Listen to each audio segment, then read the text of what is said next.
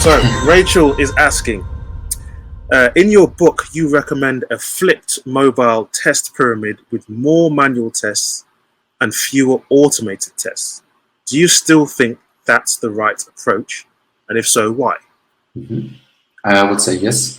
I mean, we all need automated checks on all the different, it doesn't matter which product you're developing, being it web, mobile, small screen, web, and so forth.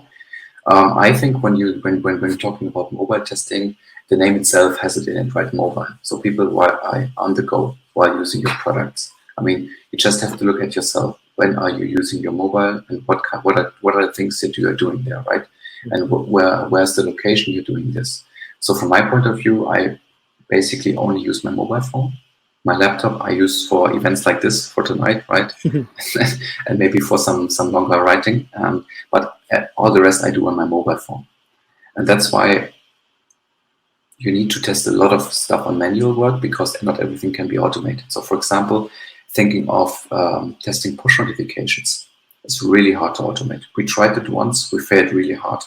There's a lot of code that we have written just to get the robots to click on the push notification to go into the app and to do something further. It took us like, I don't know, a week or so, and then we said, okay, let's skip it. That doesn't make sense.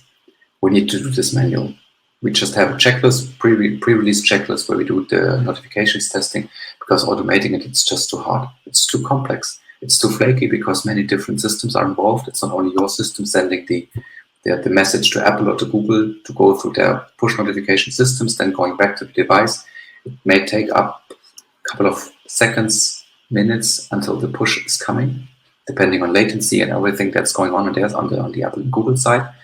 So that's why I said, okay, we need to flip somehow the test pyramid. We have a lot of manual testing on top, because you also need to do a lot of manual testing while you're outside.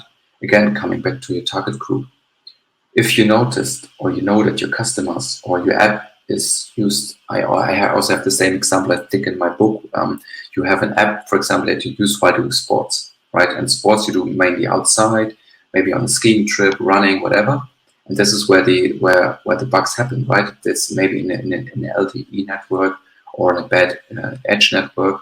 And that's why you need to do this also in a manual way. And that's why I flipped the test pyramid and said, okay, we need to do a lot of manual testing and less automation testing.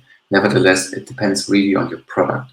If your product has less user inputs and has more like backend services, then of course you can do a lot of unit testing, which all apps should have a lot of unit testing for sure.